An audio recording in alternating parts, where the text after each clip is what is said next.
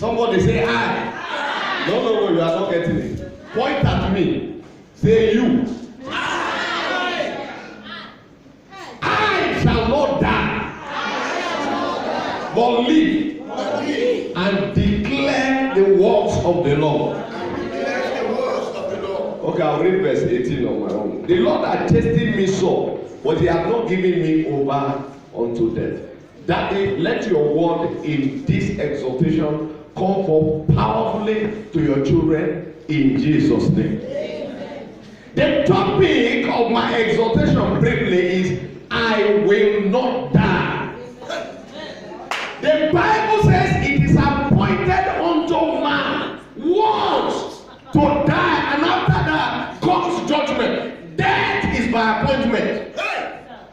Until you answer the call for death, you cannot die. No matter how tormented and mesmerized you are by the devil, you will not die unless you accept death. And that's why I cannot die. Hallelujah. It does not matter which prophet has dreamt a dream. It does not matter how anointed you are. It does not matter where your calling comes from. Whether you are representing Isaiah and Jeremiah. It does not matter if you have seen me in the dream that I died. It is not me you saw. It is my photocopy. It's my photocopy. I cannot die. It's not possible. It's not. Hallelujah. It's not. A man was troubling me, calling my number. Say, what are you doing this? I said, I'm driving. He said, please, when you park, you let me know. I said, what is your problem? You are disturbing me. And I parked, and I said, what is it? He said, please, I had a dream. Yeah, you dreamt. What is your dream? He said, I dreamt that you died. I said, no, lie. How can you dream that I died? That is a wrong dream. It's a wrong one. Hallelujah. Jesus Christ told John and Mary, he said, mother, take care of your son. Son, take it. He said, weep not for me, or weep for yourself.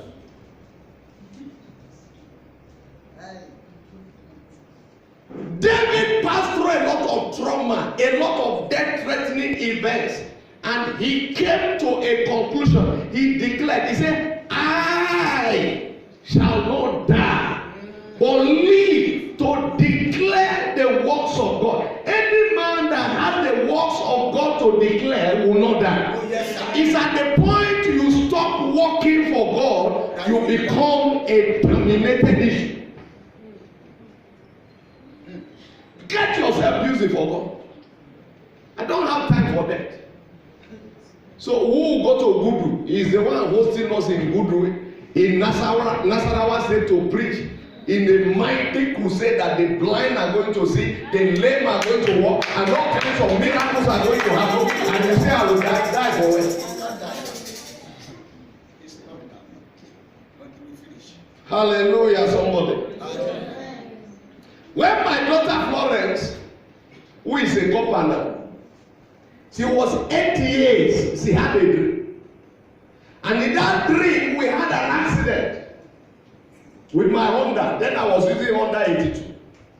And in that accident, they said the accident was terrible, that there was blood everywhere. The car scattered. And at 8 years, he wanted to get across to me, but I put a rule in my family. I said, if you dream any bad dream about me, keep it to yourself. If you dream and saw me in Arkansas preaching, you can come and tell me. If you see me driving Jeep, you can come and tell me.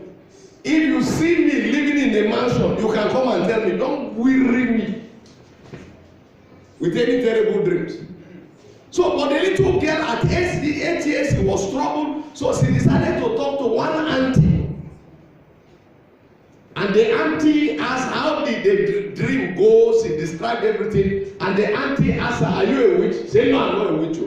I'm a woman of God. At age 8. Hallelujah. And since he saw that the auntie was not giving her attention, She has to look for somebody I must listen to. So she talked to the mother. And the mother said, your daughter had a dream. I said, hey, please, I don't have time for dream. He said, you must have time for this one. That is the only person that can make Reverend Alidu to sit down and listen. You try me and see. You know that this is an original Kogiman called by Jesus Christ. Hallelujah. Amen. So she told me, I said, come here, Florence. I said, your punishment for dreaming such a dream is that you are going to fast with us. He said, no problem. So we all fasted and we prayed for days. And I asked her, where did the accident take place? He said, at Central Hotel. She knew the place at age 8. Very vivid. Very enveloped in the prophetic calling of the Father.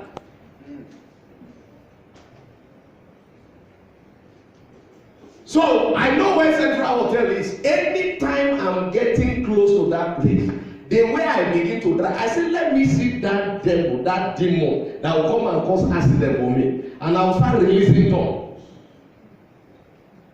But the devil removed the accident and brought it close to Rubai. Where they have that market now, when you begin to go down. So on the faithful day, I had a program with one of the Methodist church in town, a great program that signs and wonders were happening. I was going to round up on Sunday, and I was driving. And if you follow me when I drive, you know that when I drive, I don't hang around. I drive like Jim, the son of Ninja. Hallelujah. And while we were going, suddenly we saw cow all over the road. And I was on top speed. And I have few seconds to take decision where I wanted to swap to the full animal around to that side. I said, if I kill this one, I will send him to hell. So I left that side. Within seconds, I have to take decision. I had my family complete in the car. So all the cow left the road except the biggest among them, black. And before I knew it, I heard, wow! And I didn't know that Honda 82 can be so strong. This mighty cow was sent into the sky. My eyes were open, I was observing, and I was seeing everything vividly. And the cow came back, coming down to the windscreen, and the horn came through the windscreen, coming to my chest, and an invisible hand appeared and blocked the horn, and the voice says, touch not my anointed, and do my prophet no harm. And the cow rolled and began to car scattered and battered. The punishment of the devil for scattering that car was that we got a car from Germany the same year.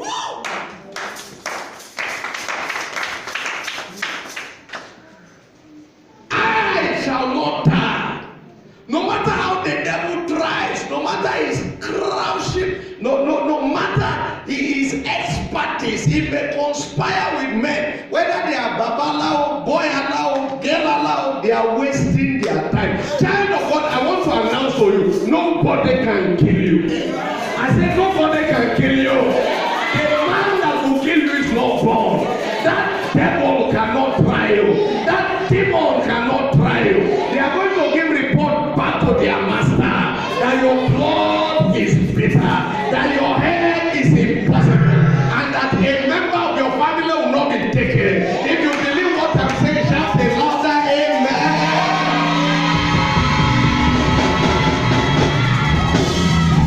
As the revival started, God knows what He's doing. Hallelujah. Death is by appointment. Don't ever give up because of pain. Don't give up because of misery. Don't give up because of what any prophet has told you. You see, people prophesy and people prophesy. Oh yes, sir. Are you hearing? Oh yes, sir. Oh yes, sir. Don't listen to any prophet line. It is easy to prophesy to the poor people that they will die.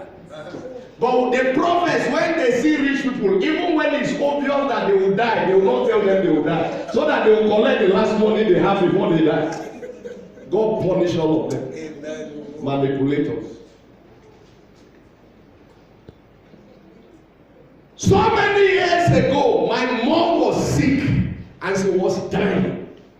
The death was obvious because it was spiritual. On a Sunday, she left church. In the evening, she was sitting at the front of her door, and a big bear they call owl came and fought with my mother physically. While they were fighting, she was pleading the blood of Jesus. And pleading the blood of Jesus, the bear disappeared and ran away. Physical fight. Not in the dream.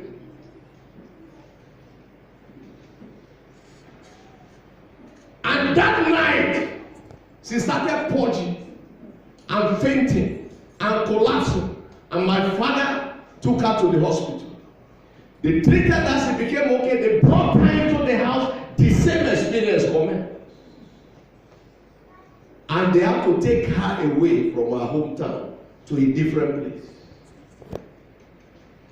In that place, he was battling for life to the extent that if you put her on the wall, she's lying on the wall, she cannot fall down by herself to lie down. Her situation was critical, it was terrible. And he says, send for my son. And when he's coming, tell him to come with the oil he uses.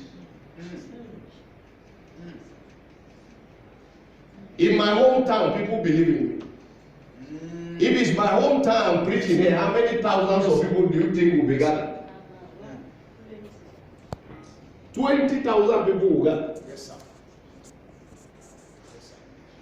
The Bible says no prophet is acceptable in his hometown. But one of the great Jesus Christ gave to modern evangelists that were accepted in our hometown. Yes, more than ambassador. Yes, sir. Hallelujah. And I called to where this woman was. I started thinking about how she will be buried. Because when I saw her, I lost my faith. And he looked at me, he said, son, are you not going to pray for me? I started asking about hospital, what they are going to do this. He said, forget hospital. Didn't you come with the oil? I said, I came with it. So in my mind, I said, be it done to her according to her faith. Hallelujah. Where the faith of the minister fails, may your own faith stand. I said, may your faith stand. In the name of Jesus. And that's why, when God called me to be an evangelist to the world, I entered into an agreement with him. I said, let me not do what you don't do. And he said, son, I will always show you those who receive miracles in your crusade. Oh, yes, sir. And that's what I do. I don't pray for everybody. He will say, this blind man is going to see. This lame one will walk. This one will do. And that's how it has been. So I poured the oil upon her head and I prayed for her. She said yes. She lived so many years after that because she rejected death. It is an appointment. She refused to accept the appointment. And there was a younger person who was also as sick as he was also dying. They carried her to that village also too for treatment. They called him Daniel, and not this Daniel. And they took me there. They said the man of God that prayed for people and they come alive has come. And that is with his oil. And I came to him. I said, yes, I'm going to pray for you. You are going to live. In fact, my mother's case encouraged my faith. And he said, how are you going to pray? I say, in the name of Jesus. He's Daniel, but he's a Muslim. He's in Igala line, you see Sunday, who is a Muslim. And you see Muhammad, who is an evangelist. Hallelujah. The king of my place is a Muslim, but his name is Paul. Yes, sir. Yes, sir. Yes. He met him. Hallelujah. I said, Daniel, I'm going to pray for you. He said, in what name? I said, in the name of Jesus. He said, if it is in the name of Jesus, I would rather die. It wasn't up to 1 week. Daniel died and he was buried. Tell somebody it's by choice. choose to live. I choose to live. I choose to live. I choose to live. In the name of Jesus.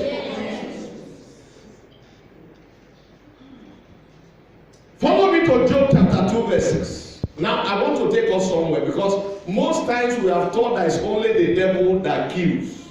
I want us to understand that at times it is God himself that may want to terminate your life. But even at that, you can disagree with God. Hello? God sent the greatest prophet in the land, Prophet Isaiah. He said, go and tell King Hezekiah, put your house in order, for you will die. And when Isaiah came and prophesied to Hezekiah, Isaiah is a man that his word does not fall to the ground. If he says you die, you are gone. Before you die, he said, they'll start publishing your obituary. Hallelujah. So, but this man of God said, no, God, I can't die now. I refuse to die. He was not telling the devil. He was telling God. God said, it is time. And Hezekiah said, no, it is not time. I do not agree. I am not ready to die.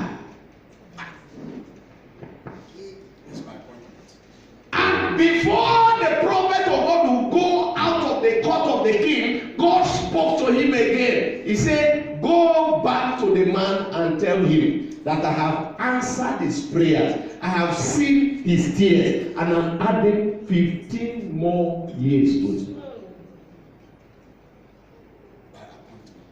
Bam! The first time my father died, he died at the wrong time. I had no money to bury him.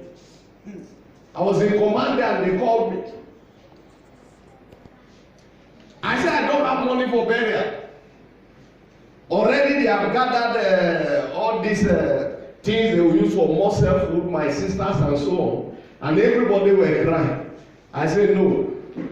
The man is not dead, he's alive. They said, what can you say? Our mother don't die. His body has grown cold. I said, he will wake up. Hallelujah. In the evening they called me. They say, wow, the man is alive. I told God, give me 5 years. So start saving money for his burial. Hallelujah. When it was 5 years, 5 years can pass easily, I forgot. When it was 5 years, then I got news that he was there. I said, nah, I don't have money for burial. So he will not be buried. He will rise up again. And God said, go and look at the calendar. And I looked at the calendar. He said, 5 years is done. Prepare and go for burial. I forgot. I didn't save money. Hallelujah. He said, don't bother about the money. As you are going, money will be following you. Hallelujah. That was how money followed me. When I buried my father, I didn't cry because I had money to bury. When you see people cry when their father or their mother is there, it's not because they love the person so much. It's because there is no money. My father that also na lie, na money you no get. Old man don't die, won't you rejoice? Hallelujah. With pleasure. Tell somebody with pleasure. With pleasure. Poverty will die. You will live in the name of Jesus.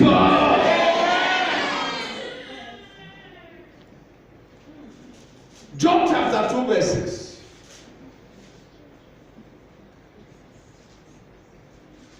And the Lord said unto Satan, behold, is in thy hand, but save his life. What does that mean? It means life is not in the hands of the devil. Oh, yes, sir. Hello, sister. Hello, brother. Your life is not in the hands of the devil. Are you hearing me? Your life is not in the hands of any man. Let all the witches and wizards gather together. Your life is not in their hands. God told Satan, you can do whatever you like. But not his life. But his life, you are not permitted to touch. I am the author and the finisher of his faith and his life. You are not the one. And that's why I'm not afraid of the devil. Because God has not left my life in his hands. It's not in his hand. That somebody is not in his hand. It's not in his hand.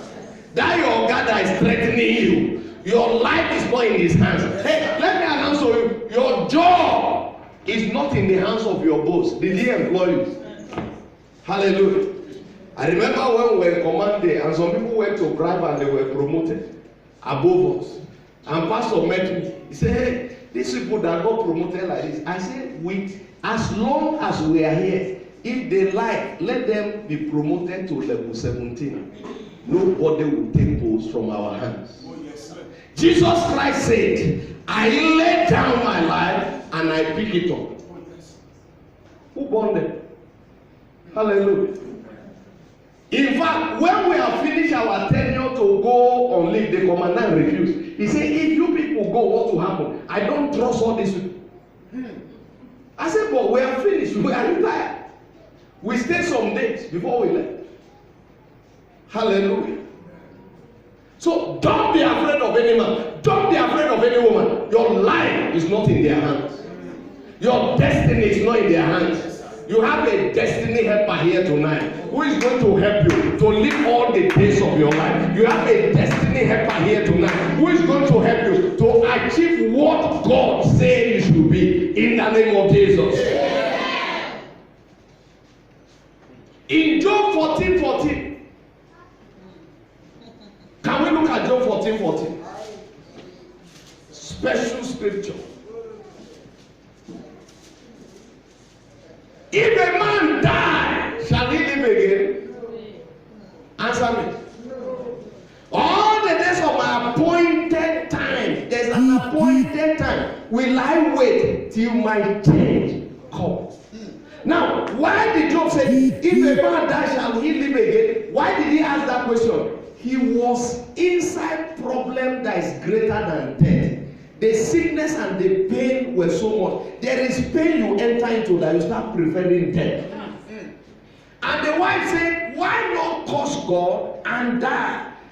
Even if it was possible for Job to do that, he would not do that. And Job asked the question, Madam, you are asking me to die. If I die, will I live again? I don't have a second life. I have only one life. And this one life that I have, I'm not going to allow any man or any woman to terminate that life. I blame Israel. How can you keep your eyes open and allow your brother Cain to come and kill you? If he's using hands, don't you have hands? If he's using legs, don't you have legs? If he's praying, can't you pray? If he goes to Babalawo, can't you go to Jesus Christ? How can you allow yourself to be killed? If you die and go to heaven, you have yourself to blame. Yes, sir.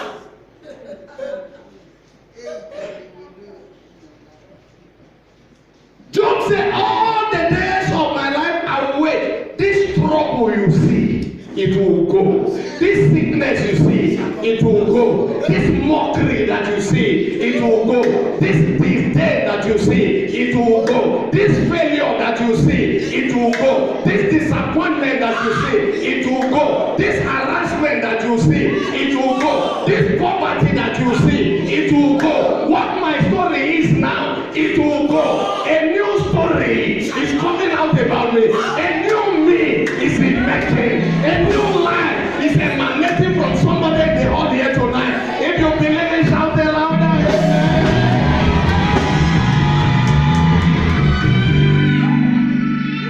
This is convocation of champions. And this is just an introduction. I want to round up. Now, let me share a testimony with us. You heard me say that when my father died, I said, look, I want to give us a live testimony here. Our brother pastor here has shared this testimony with us. So many years ago, which year was that? He will remember the year. 2007. We had to go from hospital. Started from military hospital, went to Jude. They rejected him. We carried him to Jankwa. The way he was breathing was abnormal. And we were troubled. You know, I was with Pastor Eunice. And she started behaving like a woman of God. Woman of God, you understand what I mean? I said, let me leave this woman alone. Quickly, I just left her and quickly I carried my phone, sent text messages to 2 prophets that my son is dying. They should stand in the gap with me. Let's save his life. And one of the prophets replied, sir, you were late. He's gone. So, come and tell us the remaining.